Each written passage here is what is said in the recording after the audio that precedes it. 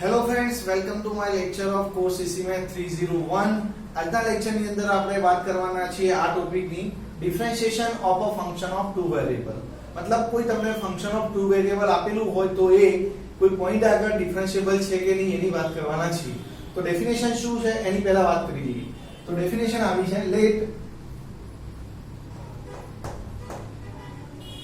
f from s to r be a function. मतलब આપણે s થી r નું ફંક્શન લઈએ છીએ. હવે r શું છે? રિયલ નંબરનો સેટ. s શું છે? તો s અહીં જે છે એ નોન એમ્પ્ટી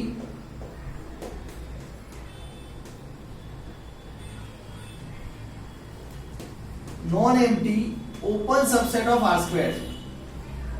કોણ છે? Non empty open subset of r square. તો અહીં આપણી પાસે શું છે? પહેલા f એક ફંક્શન છે જેનો ડોમેન કોણ છે? Non empty open subset of r square છે અને કોડોમેન r છે.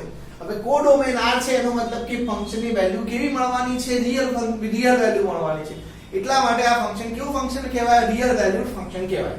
તો અહીં આપણને આવું એક ફંક્શન આપેલું છે. હવે બીજું એઝમ્પશન શું છે? બીજું એઝમ્પશન આવું છે કે આપણે અહીં આ પ્રકારના પોઈન્ટ લઈશું. Let x h y k ટાઈપના પોઈન્ટ્સ લઈએ છીએ. પણ ક્યાંથી લઈશું? તો belongs to deleted neighborhood of xy with radius delta. મતલબ તમે અહીં x h y k ટાઈપના પોઈન્ટ્સ લેશો, પણ એ ક્યાંથી લેશો? deleted neighborhood છે, but deleted neighborhood of xy છે with radius delta છે. તો હું એ તમને સમજાવું. આ કન્ડિશન શું કહેવા માંગે છે હું તમને સાઈડમાં સમજાવું છું. અહીં આપણી પાસે અહીં ધારો કે કોઈ પોઈન્ટ આ નેબરહુડ નો મતલબ શું હું એ પહેલા તમને સમજાવી દઉં. તો deleted neighborhood of xy with radius delta શું છે તો એ સમજાવું છું તમને. તો અહીં xy એઝ અ સેન્ટર તરીકે લેવાનું અને delta એઝ અ રેડિયસ તરીકે લેવાનું અને એવી ડિસ્ક બનાવવાની. એટલે કે xy સેન્ટર છે અને delta રેડિયસ વાળી આપણે એક ડિસ્ક બનાવીએ છીએ. અહીં હું ડેશ લઉં છું એનું કારણ એ છે કે હું બાઉન્ડરી પરના પોઈન્ટ કન્સિડર કરીશ નહીં. ઓકે, હવે આ જે ઇન્ટિરિયર પાર્ટ છે એટલે કે અહીં આ ડિસ્કની અંદરનો જે ભાગ છે એ શું છે? એ આપણું ડિલીટેડ નેબરહુડ ઓફ xy છે. Deleted neighbourhood of xy with radius delta છે. તો સમજ પડી? આ શું છે? તો આ જે ડિસ્ક છે એનો અંદરનો પાર્ટ છે, ઉપરની બાઉન્ડરીનો પાર્ટ કન્સિડર કરાય નહીં. આ આપણે અગાઉ જોઈ ગયા છે ને. ડિલીટેડ નેબરહુડ ઓફ xy કોને કહેવાય? તો આને કહેવાય. હવે તમે શું લેવાના છો? તો x h y k ટાઈપના બિંદુઓ આ નેબરહુડ ની અંદરથી લો છો ને. એનો મતલબ કે ક્યાંથી લેવાના છે? ડિસ્ક ની અંદરથી લેવાના છે. નેબરહુડ નો મતલબ તો શું? ડિસ્ક ની અંદરના પોઈન્ટ્સ. તો x h y k ટાઈપના બિંદુ કયા હશે? આ હું આ ડોટ ડોટ કરું છું એ બધા શું છે? x h y k ટાઈપના બિંદુઓ છે. તો x h y k ટાઈપના બિંદુઓ આ ડિસ્ક ની અંદરથી લેવાના છે. એટલે કે ડિલીટેડ નેબરહુડ ઓફ xy ની અંદર deleted neighbourhood of xy with radius delta એની અંદરથી લેવાના છે. ઓકે, આની રેડિયસ કેટલી છે? ડેલ્ટા. એટલે નીચે ડેલ્ટા લગાય છે એટલે આપણને રેડિયસ ડેલ્ટા છે. તો x આ બધા જે મેં ડોટ અંદર દોર્યા એ બધા શું છે? x h y k ટાઈપના બિંદુઓ છે. તો શોર્ટમાં મારે કહેવું હોય તો x h y k ટાઈપના બિંદુઓ આ નેબરહુડ ની અંદર છે. એનો મતલબ કે આ ઓપન ડિસ્ક ની અંદર છે. એનો મતલબ એ x h y k ટાઈપના બિંદુઓ xy ની નજીકના બિંદુઓ છે. એટલા માટે આપણે નેબરિંગ પોઈન્ટ પણ કહી શકીએ, પડોશી બિંદુઓ. નેબરિંગ પોઈન્ટ્સ પણ કહી શકીએ. તો x h y k ટાઈપના બિંદુઓ xy ની નજીકના બિંદુઓ છે, હે ને? એવી વાત છે. ચલો હવે અહીં આપણે ડેફિનેશન આગળ કન્ડિશન લખીએ છીએ. then f is said to be differentiable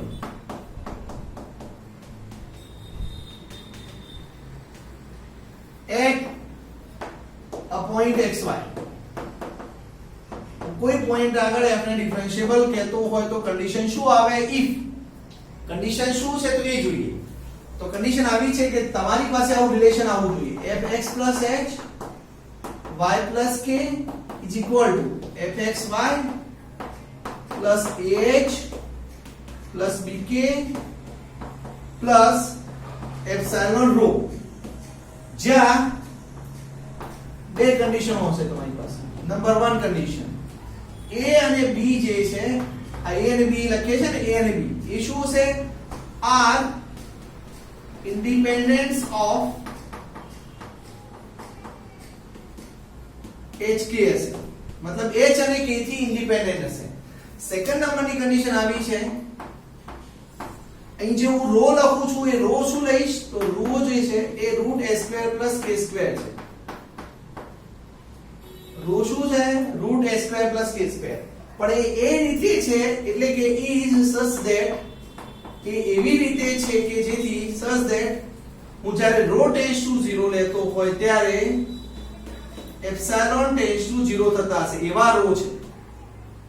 row √a² + k² કેવા છે કે હું રો ટેન્ડ્સ ટુ 0 લઉં તો એપ્સિલોન ટેન્ડ્સ ટુ 0 થાય. તો આ કન્ડિશનો જો સેટિસ્ફાય થતી હોય, આવું રિલેશન મળતો હોય અને આ બંને કન્ડિશનો સેટિસ્ફાય થતી હોય તો આપણે આપણા ફંક્શન f ને ડિફરન્શિયેબલ એટ xy કહી શકીએ.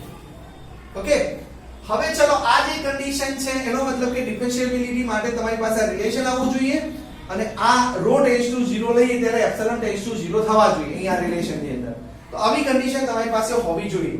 હવે આ કન્ડિશન જે છે થોડી કોમ્પ્લિકેટેડ લાગે છે, તેને થોડા સિમ્પલેસ્ટ સ્વરૂપમાં આપણે ફેરવવાનો પ્રયત્ન કરીએ. તો હું એ કન્ડિશનને થોડી સિમ્પલ ફોર્મમાં લખવાનો પ્રયત્ન કરીશ. ધેટ મીન્સ કઈ રીતે લખીશ તો હું આ કાઢી દઉં છું પહેલા.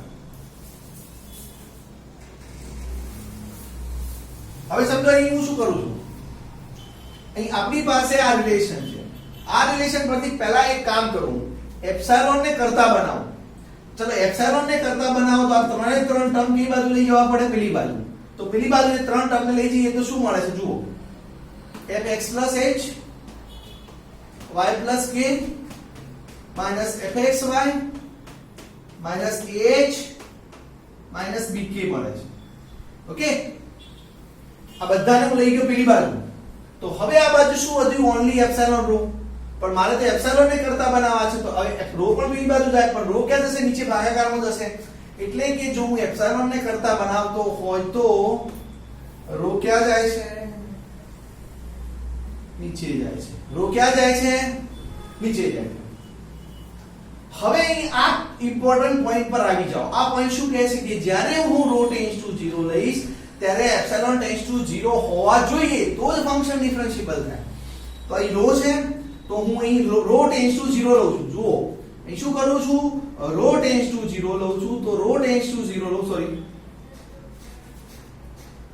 આ રો જે છે ટેન્ડ્સ ટુ 0 લઉં છું તો એપ્સિલોન ટેન્ડ્સ ટુ શું થવા જોઈએ? એપ્સિલોન ટેન્ડ્સ ટુ 0 થવા જોઈએ. જ્યારે હું રો ટેન્ડ્સ ટુ 0 લઉં છું એ સાથે એપ્સિલોન ટેન્ડ્સ ટુ 0 થવા જોઈએ. એનો મતલબ એ થયો કે આ લિમિટ જે છે એ લિમિટનો જવાબ કેટલો આવવો જોઈએ? 0 આવવો જોઈએ. સમજણ પડી? ચલો હું ફરીથી સમજાવું. આ કાઢી દઉં. ચલો ફરીથી સમજાવું તમને. આટલું રિલેશન તમને કઈ કના પરથી મળ્યું? આના પરથી મળ્યું. અહીં તમે એપ્સિલોન રો હતા તો એપ્સિલોન રો માંથી એપ્સિલોન ને કરતા બનાવ્યો એટલે તમને આટલું મળ્યું. હવે અહીં હું આ કન્ડિશન પર કોન્સન્ટ્રેટ કરું છું. હવે જો હું લિમિટ રો ટેન્ડ્સ ટુ 0 લખું છું તો એનો મતલબ કે રો ટેન્ડ્સ ટુ 0 લઉં છું તો રો ટેન્ડ્સ ટુ 0 લઉં તો એપ્સિલોન ટેન્ડ્સ ટુ કેટલા થાય? 0. તો એપ્સિલોન ટેન્ડ્સ ટુ કેટલા થશે? 0. સો ધેટ મીન્સ આ ટેન્ડ્સ ટુ 0 થાય. એનો મતલબ કે આ લિમિટનો જવાબ કેટલો થાય? 0. સો આપણી કન્ડિશન જે બનશે આ બનશે limit rho tends to 0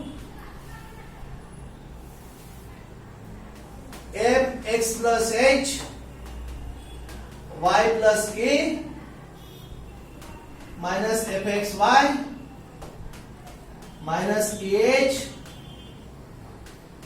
bk divided by rho. આ જે લિમિટ છે એ લિમિટનો જવાબ કેટલો થતો હશે?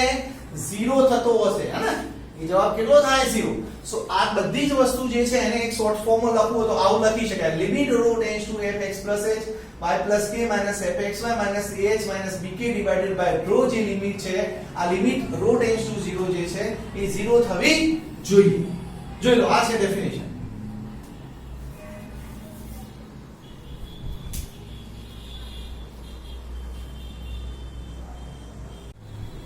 ચલો હવે આપણે આ થિયરમ જોઈએ. આ થિયરમ શું કહે છે કે if a function z = fxy defined on an open set E subset of R2. એનો મતલબ કે z = fxy એક ફંક્શન છે જેનો ડોમેન કોણ છે? ઓપન સેટ E છે, જે સબસેટ ઓફ R2 છે.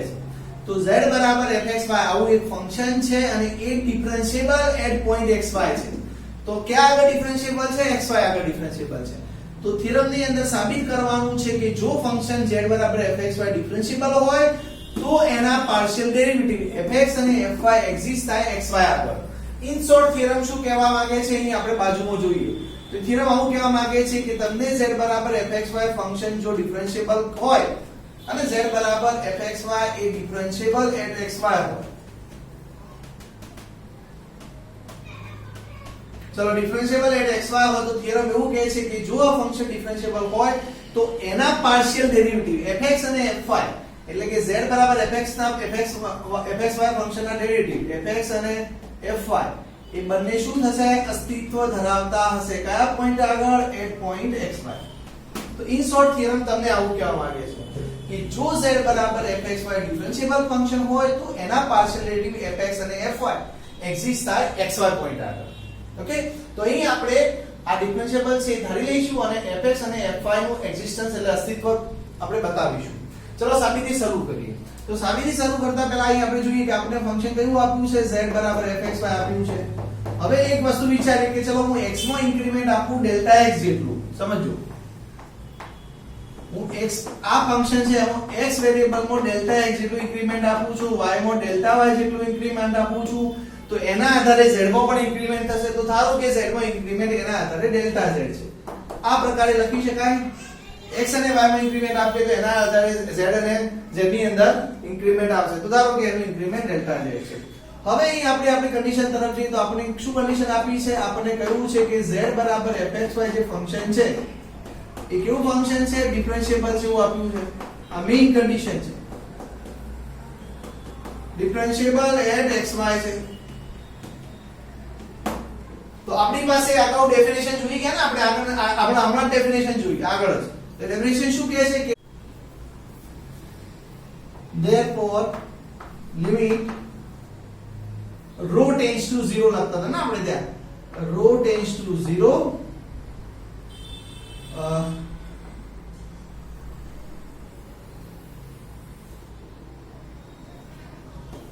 mx plus h y plus k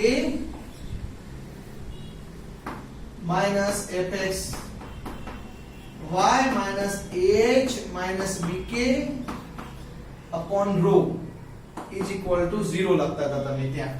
okay, હવે અહીં આપણી પાસે ચલો rho બરાબર શું છે અહીં બાજુમાં લખું છું. ચલો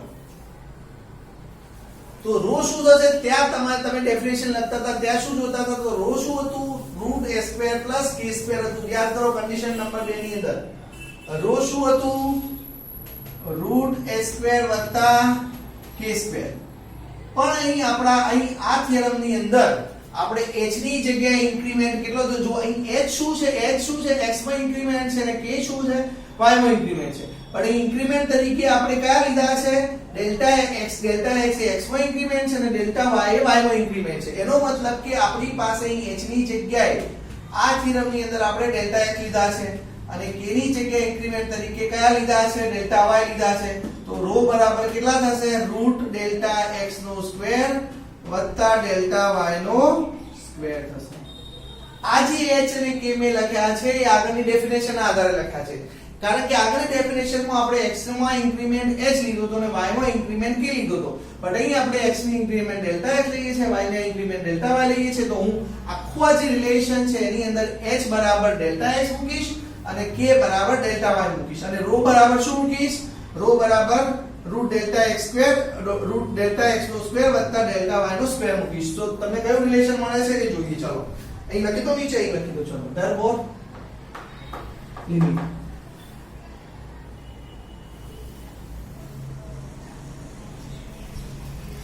so f x plus delta x y plus delta y minus fx y minus a into delta x minus b into delta y is equal to 0 થશે.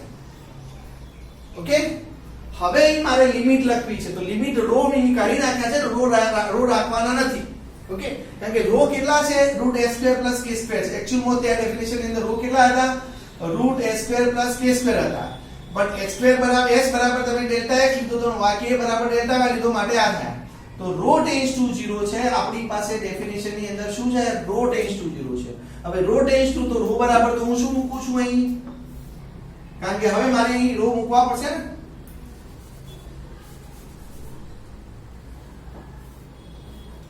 ડેલ્ટા x નો સ્ક્વેર પ્લસ ડેલ્ટા y નો square એનું square root છે.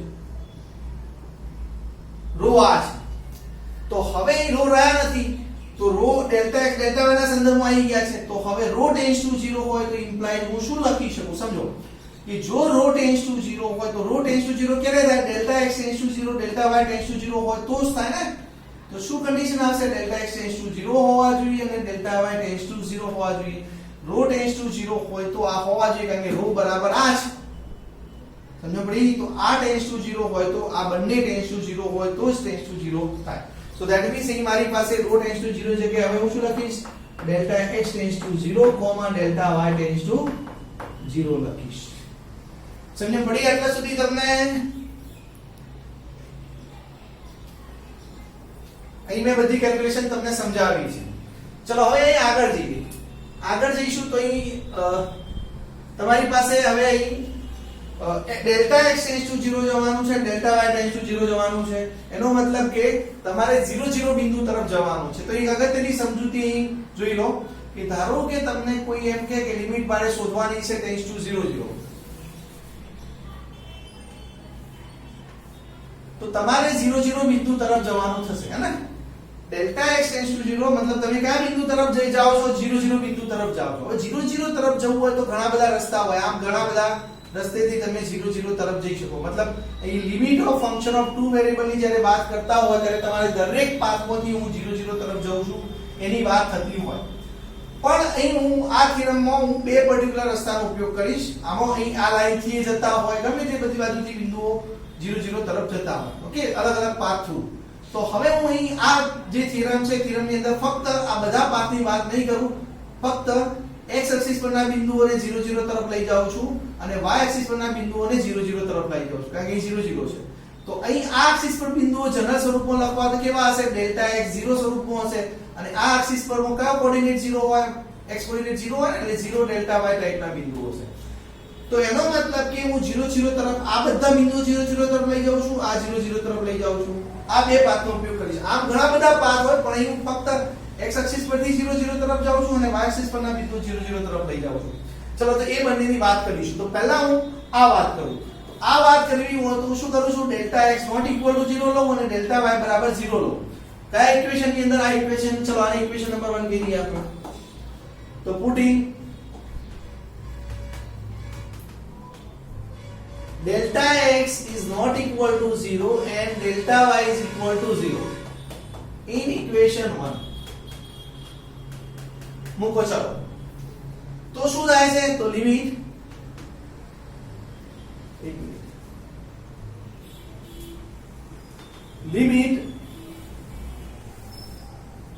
હવે જુઓ x plus delta x 0 નથી એટલે delta x તો લખવા જ પડે.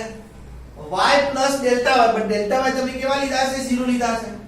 તો આ રહેશે minus fxy minus a delta x. delta x તમે not equal to 0 લખ્યા છે એટલે લખવા પડશે અને આ લખવાની જરૂર નથી because delta y તમે 0 લીધા છે, ઓકે.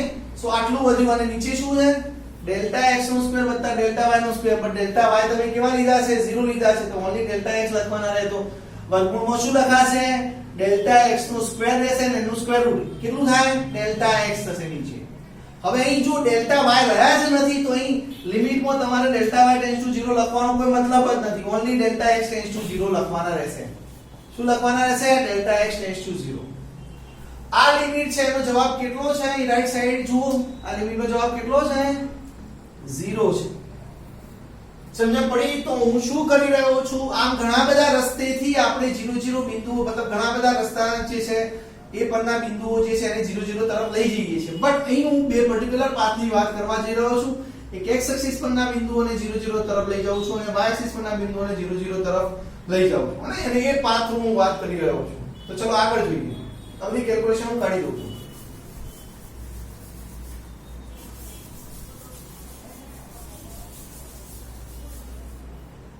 ચલો આગળ શું છે લખીશું તો therefore limit delta x tends to 0.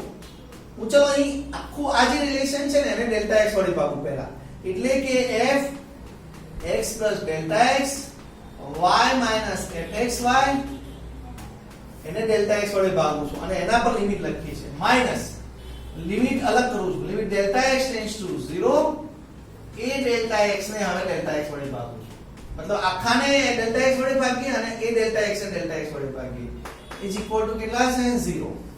so that means therefore limit, પણ આ તો જુઓ અહીંયા સ્પેશિયલ વસ્તુ છે, આ શું છે એક્ચ્યુઅલમાં જુઓ, હું હવે એક કામ કરું, આ ડેલ્ટા x ની જગ્યાએ h મૂકીને લખું તો આ છે શું જોઈએ, ચલો ડેલ્ટા x ની આપણે h ની જગ્યાએ ડેલ્ટા x મૂક્યા નહીં, અહીં h ની જગ્યાએ ડેલ્ટા x મૂક્યા, હવે ડેલ્ટા x ની જગ્યાએ h મૂકીને જોઈએ આપણે, તો આ જાણીતું સ્વરૂપ છે, જુઓ શું છે h tends to 0 fx h y fxy divided by x છે. તો આ તો શું છે એક્ચ્યુઅલમાં, આ તો તમે જાણો છો આ શું છે, ફંક્શન f છે, હે ફંક્શન f છે, x y ફિક્સ છે, x નો ચેન્જ છે, મતલબ ફંક્શન નું ડેરિવેટિવ છે, કયા ફંક્શન નું, f ફંક્શન નું, કયા પોઈન્ટ આગળ, xy પોઈન્ટ આગળ, કોની સાપેક્ષે, તો જો કોણ કોન્સ્ટન્ટ રહે છે, y કોન્સ્ટન્ટ રહે છે, x ચેન્જ થાય છે એટલે કે x ની સાપેક્ષે છે, તો એનો મતલબ કે આ છે શું fx at xy છે, આ શું છે fx at xy માઈનસ, હવે અહીં જુઓ તો ડેલ્ટા x તો ગયા, હવે એ જે છે ડેલ્ટા x માં ડેલ્ટા x ટેન્ડ્સ ટુ 0 મારે એ પણ લખવા છે, હવે એ શું છે તમને નથી ખબર, મને નથી ખબર, પણ એટલી ખબર છે આપણી ડેફિનેશન પ્રમાણે કે એ જે છે એ ઇન્ડિપેન્ડન્ટ ઓફ h છે. તમે ત્યાં કન્ડિશન શું લખી હતી, a is independent of h છે, બટ h આપણા કેસમાં અહીં થિયરમમાં h બરાબર શું લઈએ છીએ આપણે ડેલ્ટા x, એનો મતલબ કે શું થયું a independent of delta x છે, એનો મતલબ કે એ જે છે ડેલ્ટા પર આધાર રાખતું નથી, એટલે કે ડેલ્ટા જે છે ડેલ્ટા x જે છે એ a પર કોઈ અસર કરશે નહીં, કારણ કે એ જે છે ડેલ્ટા x પર આધાર રાખતો નથી, તો એનો મતલબ કે ડેલ્ટા x ટેન્ડ્સ ટુ 0 એ પર કોઈ ઇફેક્ટ આપવાના નથી, એનો મતલબ કે એ ના એ જ રહેશે, અને કારણ કે એ ઇન્ડિપેન્ડન્ટ છે ડેલ્ટા x કરતા, તો આટલા મળ્યું, તો એનો મતલબ કે તમને શું મળ્યું fx at xy બરાબર a મળ્યો, એટલે fx at xy નો જવાબ તમને મળી ગયો છે, અને એ જવાબ કેટલો આવ્યો a આવ્યો, તો એ શું થયું મતલબ fx તમને એક્ઝિસ્ટ થતા જોવા મળે xy પોઈન્ટ આગળ, તો હું કાઢી દઉં, તમને શું જોવા મળ્યું અહીં fx જે છે એ xy પોઈન્ટ આગળ અસ્તિત્વ ધરાવતા તમે જોઈ શક્યા, જેનો જવાબ a આવ્યો છે, તો અહીં લખી શકાય therefore fx exists at point xy, જેનો જવાબ કેટલો આવ્યો a આવ્યો. તો આ એક વાત થઈ, ચલો આ એક વાત થઈ, હવે બીજી વાત કરીએ, હું પુટિંગ હવે બીજો રસ્તો વપરાય યુઝ કરીએ, જેમ આ તમે x એક્સિસ પરથી ગયા એમ y એક્સિસ પરથી જઈએ, y એક્સિસ પર જઈએ તો શું લેવું પડશે ડેલ્ટા x 0 લઈશું અને delta y not equal to 0 લઈશું, આ y એક્સિસ પરના બિંદુઓ લઈ જઈએ છીએ 0 0 તરફ ઇન ઇક્વેશન 1. ચલો આ વાત કરીએ તો મૂકો, ચલો તો શું લખાશે લિમિટ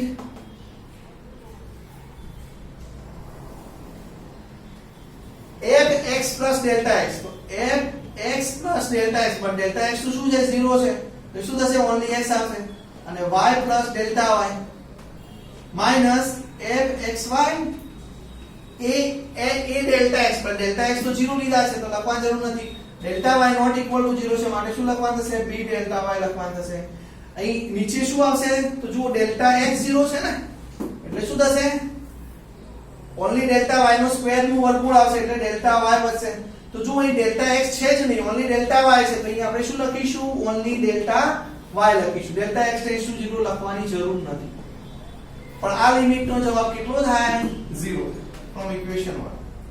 હવે ચલો સેપરેટલી અહીં જેમ સેપરેટલી ભાગ્યા હતા તમે એ પ્રમાણે અહીં પણ કરીશું, હવે પ્રોસેસ સેમ થાય છે, so limit delta y tends to 0 fxy delta y minus fxy divided by delta y minus limit delta y tends to 0 d delta y ભાગ્યા delta y is equal to 0 થાય છે.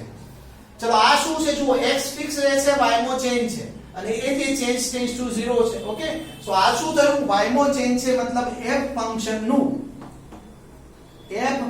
નું xy point આગળ, sorry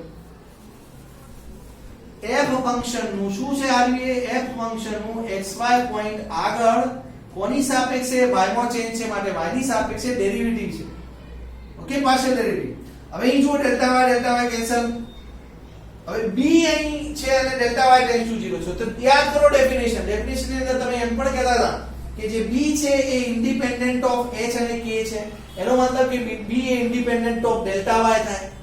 તો b delta y tends to 0 b પર કોઈ effect આપશે નહીં. એનો મતલબ કે અહીં b રહેશે. So that means this is equal to b and is equal to 0. So that means fy at xy તમને જવાબ કેટલો મળે છે, b મળે છે. કેટલો જવાબ મળ્યો, b જવાબ મળ્યો. એનો મતલબ એવો થયો કે fy એક્ઝિસ્ટ થાય છે at point b. Sorry, fy exist થશે at xy. Exist sorry at point xy. Okay, fy exist થતા જોયા તમે પોઈન્ટ xy આગળ. તો આ પ્રકારે તમે શરૂઆતમાં fx એક્ઝિસ્ટ xy બતાયા, પછી તમે fy એક્ઝિસ્ટ એટ xy બતાયા. તો એનો મતલબ કે આ થિયરમની સાબિતી પૂરી થઈ. હવે એક અગત્યની નોંધની હું વાત કરી દઉં તમને. એ નોંધનો ઉપયોગ આપણે દાખલાની અંદર કરીશું. માટે અગત્યની નોંધ છે, અહીં હું થિયરમનું સ્ટેટમેન્ટ કાઢી દઉં છું અને અહીં વાત કરીશ તમને નોંધ. આ સાબિતી અહીંથી પૂરી થઈ ગઈ આપણી.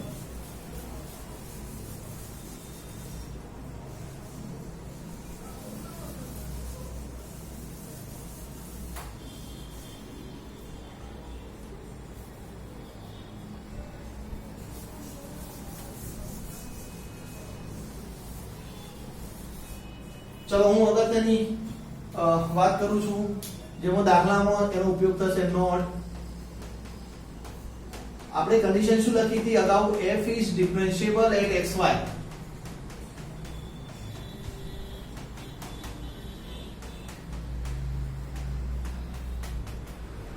એ શું કન્ડિશન લખી હતી, આવી કન્ડિશન લખી હતી, limit rho tends to 0 fx plus h y plus k minus fxy minus ah. પણ અહીં ધ્યાન રાખો કે આ થિયરમની અંદર a એટલે કે શું મળે છે, એ શું છે, fx છે. તો તમે શું લખી શકશો, અહીં h fx લખી શકો. એનો મતલબ કે એની જગ્યાએ તમે fx લખી શકો, fx at xy.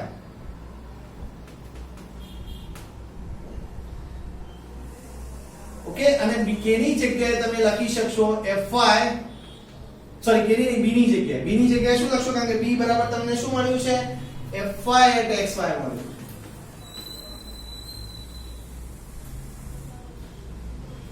નીચે શું હતું, રો. અને આ લિમિટનો જવાબ કેટલો હોવો જોઈએ, 0 હોવો જોઈએ. મતલબ તમે આગળ જે કન્ડિશન હતી ડેફિનેશન ની અંદર, આ કન્ડિશન એમાં a ની જગ્યાએ તમે શું મૂક્યા, fx at xy. કેમ મૂક્યા, કારણ કે આ થિયરમની અંદર તમને a ની જગ્યાએ fx at xy મળે છે અને b ની જગ્યાએ કોણ મળે છે, fy at xy મળે છે. તો b ની જગ્યાએ fy at xy મળે છે તો એ મૂકી દીધું. અહીં ધ્યાન રાખો કે આ બધી કન્ડિશન ની અંદર રો શું છે, તો ત્યાં રો જે છે શું છે, root a square plus a square છે. મેં અહીં ડેલ્ટા x ડેલ્ટા y એટલા માટે લીધા કે અહીં આપણે ઇન્ક્રીમેન્ટ તરીકે a લઈ લઈએ છીએ. તો થિયરમ ની અંદર એ પ્રમાણે ચેન્જ કર્યો. તો બાય રૂટ રો બરાબર root a square plus k square છે. તો પરીક્ષાની સોરી અહીં આપણે જ્યારે અહીં એક્ઝામ્પલ ગણીશું ત્યારે અગત્યની કન્ડિશન આ જે છે એનો ઉપયોગ કરીશું, કારણ કે a અને b શું હશે, તો a અને b આ છે. તો પહેલા તમારે fx અને fy શોધવા પડશે અને એ સુધીને આ લિમિટનો જવાબ આપણે 0 બતાવીશું. ત્યારે આપણે કહી શકીશું કે આપણું ફંક્શન f એ ડિફરન્શિયેબલ એટ xy છે. જોઈ લો.